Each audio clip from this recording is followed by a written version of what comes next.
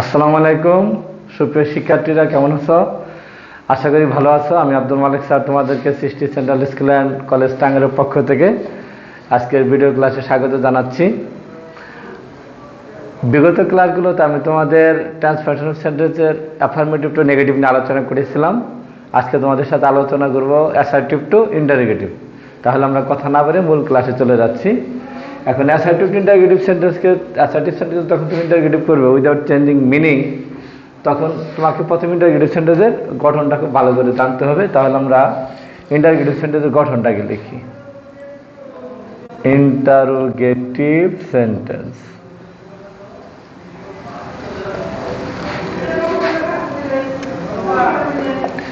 Interrogative sentence গঠন হচ্ছে প্রথমে একটা auxiliary verb ATS according to tense and subject, একটা নট, আবার একটা সাবজেক্ট, আবার not, principal verb plus extension, প্রশ্নবোধক চিহ্ন। আচ্ছা, যাই হোক, এখন দেখো আমরা ইন্টারোগেটিভ সেন্টেন্সের গঠনটা লিখেছি। Auxiliary verb ATS, not, subject, not, principal আর এক্সটেনশন। এখন তোমাদের মনে প্রশ্ন থাকতে পারে একই সেন্টেন্সে দুইটি নট কেন? এক্ষেত্রে তুমি খেয়াল রাখবে যে অ্যাসার্টিভ সেন্টেন্সের সাবজেক্টে যদি নাউন হয় তাহলে নটটা দেবো আগে, আর যদি প্রোনাউন হয় তাহলে আমরা নটটা দিব সাবজেক্টের পরে। আচ্ছা, এক্ষেত্রে তুমি যদি কন্ট্রাক্টেড ফর্ম ব্যবহার করতে চাও সেক্ষেত্রে তুমি সাবজেক্ট নাউন হলেও নট আগে এনটি আগে ব্যবহার করা যাবে, প্রোনাউন হলে আগে ব্যবহার করা যাবে। আচ্ছা, যাই হোক, এটা একটা বিষয়। আর আমাদের কিছু অ্যাসার্টিভ সেন্টেন্স ইন্টারোগেটিভ করতে গেলে কিছু শর্ত আছে। যেমন শর্ত হচ্ছে শর্তাবলী। তোমরা সবাই জানো অ্যাসার্টিভ সেন্টেন্স দুই প্রকার, অ্যাফার্মেটিভ আর হচ্ছে নেগেটিভ। তাহলে এই অ্যাসার্টিভ সেন্টেন্স যদি অ্যাফার্মেটিভ হয়, অ্যাফার্মেটিভ সেন্টেন্স হলে ইন্টারোগেটিভ সেন্টেন্সটা হবে নেগেটিভ ইন্টারোগেটিভ, মানে উল্টা, নেগেটিভ ইন্টারোগেটিভ, বিপরীত হবে। আচ্ছা, আর অ্যাসার্টিভ সেন্টেন্সটি যদি নেগেটিভ হয়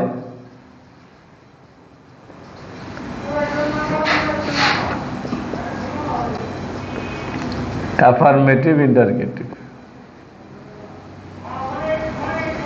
আচ্ছা,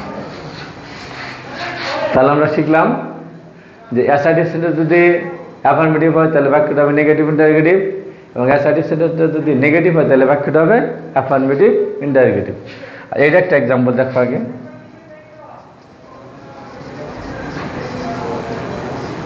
যেমন ধরো,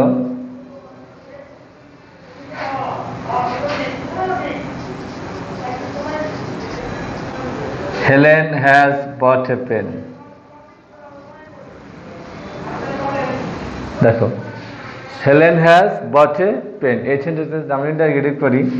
একটা অক্সিলারি ভার্ব আছে আগে আনলাম। এই সেন্টেন্সটা এখন নেগেটিভ চিহ্ন নাই, তাহলে বাক্যটা অ্যাফার্মেটিভ হবে নেগেটিভ ইন্টারোগেটিভ। আমরা বেস ফর্ম ব্যবহার করব। তাহলে has not Helen bought a pen, প্রশ্নবোধক চিহ্ন। আচ্ছা, আর আরেকটা উদাহরণ দেখো, ধরে কেমন দিলাম,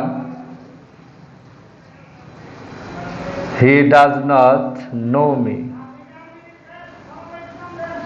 he does not know me, এটা যদি আমরা ইন্টারোগেটিভ করি তাহলে প্রথমে কি আসবে? ডাজ, তারপরে এটা হি। দেখো এখানে নট যেহেতু বাক্যটা নেগেটিভ, আমরা করবো affirmative interrogative. Does he know me. তাহলে আমরা দেখলাম যে যদি অ্যাসার্টিভ সেন্টেন্সটি অ্যাফার্মেটিভ হয় বাক্যটা হবে নেগেটিভ ইন্টারোগেটিভ, আর অ্যাসার্টিভ সেন্টেন্সটা যদি নেগেটিভ হয় বাক্যটি হবে অ্যাফার্মেটিভ ইন্টারোগেটিভ। আচ্ছা, এখন অ্যাসার্টিভ থেকে ইন্টারোগেটিভ সেন্টেন্স করতে গেলে তোমাকে দুইটা জিনিস জানতে হবে। একটা জানতে হবে বাক্যটি অ্যাফার্মেটিভ নাকি নেগেটিভ, আর একটা জানতে হবে বাক্যটি অক্সিলারি ভার্ব এগুলা চেনা যায় কিনা। আচ্ছা, যাই হোক, আমরা কিছু অক্সিলারি ভার্বের নাম তোমাদের আগে পড়িয়েছিলাম।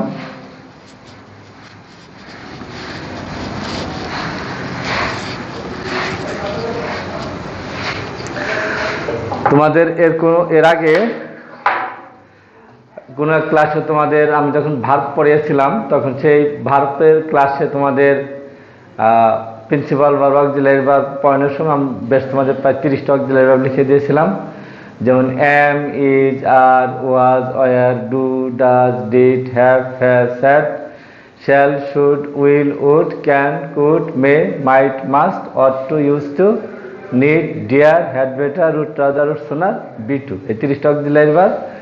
আর তোমাদের কিছু নেগেটিভ ওয়ার্ড লাগবে, যেমন ধরো 20 থেকে 21টি নেগেটিভ ওয়ার্ড আছে, যেমন no, nobody, none, no one, not, nowhere, neither, never, seldom, hardly, scarcely, barely, rare, rarely, till, until, unless, little, few, to the to, এই 21টি নেগেটিভ ওয়ার্ড আছে। এখানে 21টি নেগেটিভ ওয়ার্ড যদি থাকে তাহলে আমরা ইন্টারগেটিভ সেন্টেন্সে নট বেনটি ব্যবহার করব না, আর যদি না থাকে তাহলে আমরা নট বেনটি ব্যবহার করব। আচ্ছা, এখন তাহলে আমরা কিছু নিয়ম কারণে চলে যাই, যে অ্যাসার্টিভ থেকে ইন্টারগেটিভ করার কিছু নিয়ম তোমাদের বলে দিচ্ছি।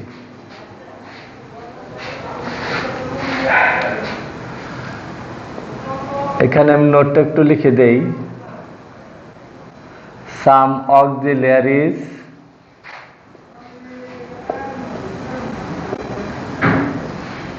modals and semi-modal।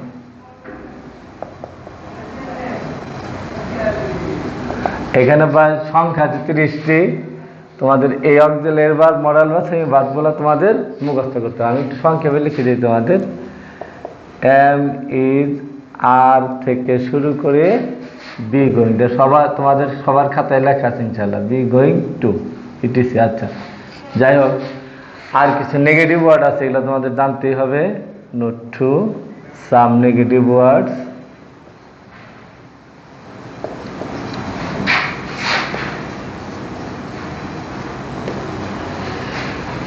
Some negative ওয়ার্ডস এই যেগুলা, নো,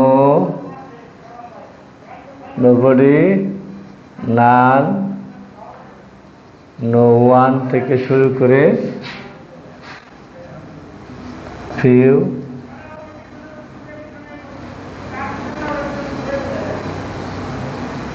লিটল, ইটিসি। আচ্ছা, যাই হোক, এই জিনিসগুলো তোমরা একটু পড়ে নিবে বই দেখে। আমরা তাহলে রুল 1-এ এখন চলে যেতে পারি। রুল 1 দেখে দেখি।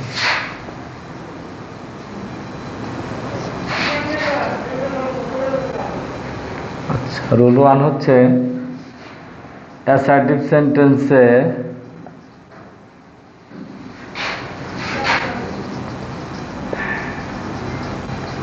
কোন auxiliary verb, modal verb, be verb, auxiliary verb, be verb বা মডাল ভার্ব থাকলে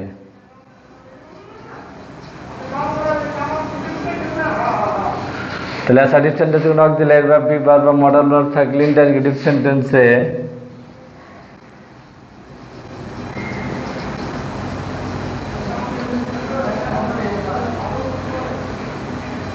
ওই ভার্বটি অক্সিলারি ভার্ব হিসেবে ব্যবহৃত হয়।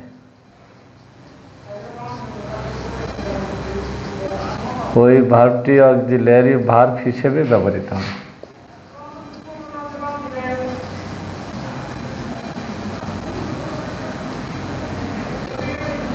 আচ্ছা, দেখো, এই নিয়মটাকে ভালোভাবে একটু বুঝতে হবে যে অ্যাসার্টিভ সেন্টেন্সে কোনো অক্সিলারি ভার্ব, বি ভার্ব বা মডাল ভার্ব থাকলে ইন্টারগেটিভ সেন্টেন্সে ওই ভার্বটি অক্সিলারি ভার্ব হিসেবে ব্যবহৃত। তোমরা জানো যে ইন্টারগেটিভ সেন্টেন্স মানে একটা অক্সিলারি ভার্ব লাগবে। সেক্ষেত্রে যদি দেওয়া থাকে তখন আর নতুন করে কোনো অক্সিলারি ভার্ব আনার দরকার নেই। এক্সাম্পল দেখো,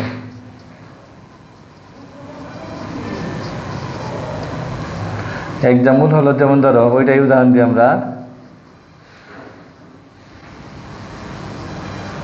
হি হ্যাজ বট এ বুক। দেখো, হি হ্যাজ বট এ বুক, এটা একটা সেন্টেন্স। এই সেন্টেন্সে দেখো একটা অক্সিলারি ভার্ব দেওয়া আছে। তোমরা সবাই জানো হ্যাভ, হ্যাজ, হ্যাড এর am, is, are, was, are, do, does, did, have, has, had এর পরে যদি আরেকটা ভার্ব থাকে তাহলে অক্সিলারি ভার্ব হয়। হ্যাজ আছে, হ্যাজ এর পর বি3 আছে, তবে হ্যাজ থেকে অক্সিলারি ভার্ব। তাহলে অক্সিলারি ভার্ব দেওয়া আছে, আগে ওইটা বসাও। বসছিলাম, লক্ষ্য করো এই সেন্টেন্স কোনো অক্সিলারি ভার্ব নাই, আছে হ্যাজ দিলাম। এই সেন্টেন্স কোনো নেগেটিভ ওয়ার্ড নাই, no, nobody, none, no one, not, nothing, neither, never, seldom, hardly, scarcely, কিছুই নেই। তাহলে আমরা একটা নট ব্যবহার করবো। কিন্তু দেখো এই সাবজেক্টটা কি নাউন, সাবজেক্টটা কি প্রোনাউন। সাবজেক্টটা যেহেতু প্রোনাউন তাহলে আমরা নটটা পরে দেব। হ্যাজ হি নট বট এ বুক। আচ্ছা, তাহলে আমরা দেখলাম যে অ্যাসার্টিভ সেন্টেন্স কোনো auxiliary verb, be verb, modal verb থাকলে ওই ভার্বকে আমরা অক্সিলারি ভার্ব হিসেবে ব্যবহার করব। আর একটু তোমরা লক্ষ্য করতে পারো যে Kamal is a good boy, Kamal is a good বয়। এই বাক্যে যদি আমরা ইন্টারগেটিভ করি তাহলে কি আসবে? Is not Kamal a good বয়। তাহলে লক্ষ্য করো এখানে একটা বিভাগ দেওয়া আছে, আমরা বিভাগটা অক্সিলারি ভার্ব হিসেবে ব্যবহার করেছি। এই সেন্টেন্সগুলো নেগেটিভ ওয়ার্ড আমরা নট ব্যবহার করছি, কারণ নাউনটা সাবজেক্টটা নাউন, এখানে আমরা নটটা সাবজেক্ট আগে ব্যবহার করেছি। তাহলে is not Kamal a good boy. আশা করি তোমরা রুল 1টি বুঝতে পেরেছো। এখন আমরা রুল 2টা লিখবো। রুল 2 লিখতে আমার খুব সহজ সময় লাগবে। এটা শুধু আমরা লিখে দেবো বিভাগ না থাকলে। দেখো, না থাকলে ওই সেন্টেন্স অক্সিলারি ভার্ব হিসেবে কি ব্যবহৃত হবো?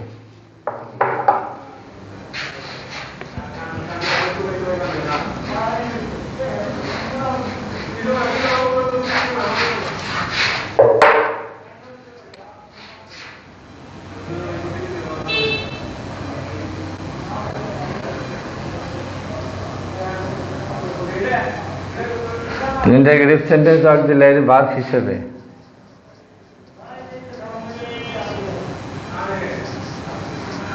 ডু, ডাজ অথবা ডিড ব্যবহৃত হয়।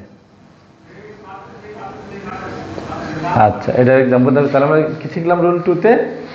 অ্যাসার্টিভ সেন্টেন্স কোনো auxiliary verb, be verb, modal verb না থাকলে ইন্টারগেটিভ সেন্টেন্স অক্সিলারি ভার্ব হিসেবে ডু, ডাজ, ডিড ব্যবহৃত হয়। তোমরা জানো প্রেজেন্ট টেন্সে ডু, ডাজ ব্যবহৃত হবে, পাস্ট টেন্সে ডিড ব্যবহৃত হবে। তাছাড়া এখানে একটি কৌশল তোমাদের আমি বলে দিই, সেটা হলো যদি দেখো যে প্রিন্সিপাল ভার্বের প্রেজেন্ট ফর্মের সাথে এসিএস নাই তাহলে ডু ব্যবহার করবে, প্রিন্সিপাল ভার্বের প্রেজেন্ট ফর্মের সাথে এসিএস তাহলে ডাজ ব্যবহার করবে, আর পাস্ট ফর্ম তাহলে ডিড ব্যবহার করবে। আর ডিডের পরে ভার্বের প্রেজেন্ট ফর্ম ব্যবহৃত, এটা তোমরা জানো, টেন্স পড়ার সময় পড়েছো। তাহলে দেখো যদি এরকম বাক্য হয় আই নো হিম, দেখো আই নো হিম, আমি তাকে চিনি। এই বাক্য যদি আমরা ইন্টারগেটিভ করি তাহলে কি আসে? দেখো এই সেন্টেন্সে কোনো auxiliary verb, be verb, modal verb নাই। আবার দেখো ভার্বের এটা প্রেজেন্ট ইনডিফিনিট টেন্সে ধরতে পারো, অথবা বলতে পারো যে ভার্বের প্রেজেন্ট ফর্মের সাথে এসিএস নাই, তাহলে আমরা একটা ডু ব্যবহার করবো। দিলাম ডু। এই সেন্টেন্সটা অ্যাফার্মেটিভ অর্থাৎ নেগেটিভ চিহ্ন নাই, তাহলে আমরা নট ব্যবহার করব। যেহেতু সাবজেক্টটা প্রোনাউন আমরা নটটা পরে দেব। Do I not know him, হয়ে গেল। আর যেরকম আসতো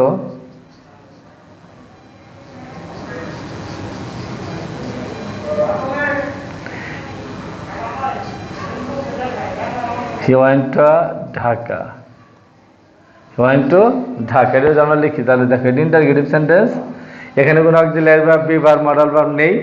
আমাকে অক্সিলারি ভার্ব আনতে হবে ডু, ডাজ, ডিড। তাহলে ভার্বের কোন ফর্ম আছে? পাস্ট ফর্ম আছে, তাহলে আমরা ব্যবহার করবো ডিড। ডিড হি নট, আর ডিডের পরে ভার্বের প্রেজেন্ট ফর্ম টু ঢাকা। আচ্ছা, তাহলে আশা করি তোমরা রুল 2 বুঝতে পেরেছো। যা হোক, আজকে আমি তোমাদের অ্যাসার্টিভ ইন্টারগেটিভ সেন্টেন্সের 2টি নিয়ম পড়ালাম। আমরা বাকি ক্লাস আরও 2-3টি নিয়ম পরে ইনশাল্লাহ এই চ্যাপ্টারটা শেষ দিয়ে দেবো। সবাই ভালো থেকো, সবার জন্য শুভকামনা থাকলো। আল্লাহ হাফেজ।